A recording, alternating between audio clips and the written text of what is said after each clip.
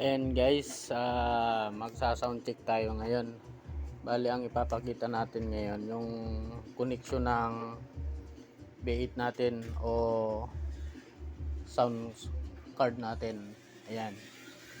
Kasi yung ano natin, yung mic natin, pag dito tayo nagsasaksak sa mixer, mahina tsaka hindi maganda yung tunog ng boses. Kaya ito subukan natin to. Ayan. Ang source natin sa sounds, ito dito tayo nag-input sa main input. Ito lang tayo nakaantay.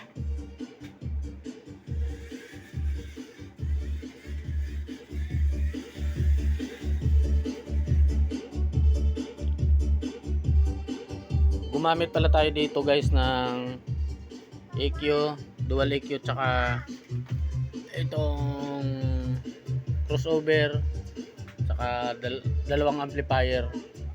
Yan. Ayan.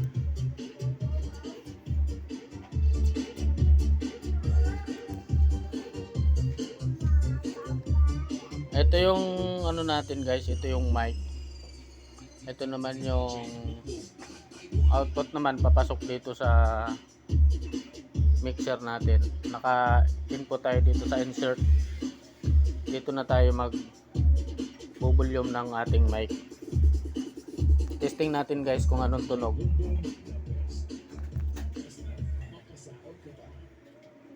Tingnan natin guys kung anong tunog ng mic. Low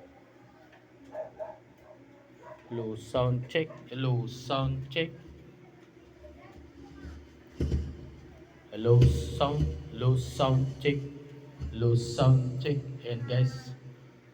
Ayan guys, narinig nyo, ang ganda na ng tunog, buo na yung boses. Low sound check. Low sound check. Ayan guys, nung wala tayong B8, pangit ng tunog. Ngayon buo na yung tunog natin guys, kahit na tunog lata yung boses natin ngayon, maganda na dahil dito sa B8 na to. Marami pa tong mga effects itong ano na to guys, B8. To testingin natin tong ano na to, itong clear, ano ba to, ayun. Tapos itong din, ay may uwak pala guys. Itong laughter. Uy, tawanan guys, tawanan. Wow!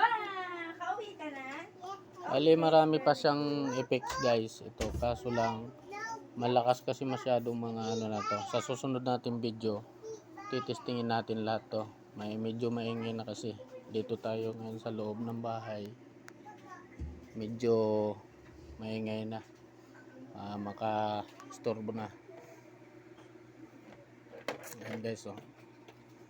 Ayan. Music tayo guys para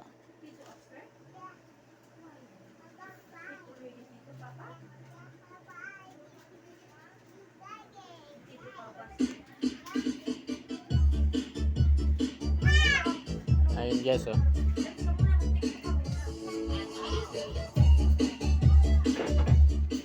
Ang ganda na nito guys, kahit pang video okay guys, pwede na to. Low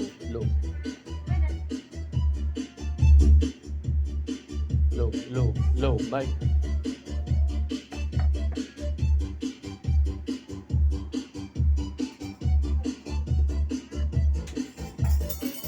Ayan lang muna guys, abangan nyo yung susunod na video ko dito guys, kung ano pa ang mga makukuha nating ano dito sa B8 na to guys. Maraming salamat.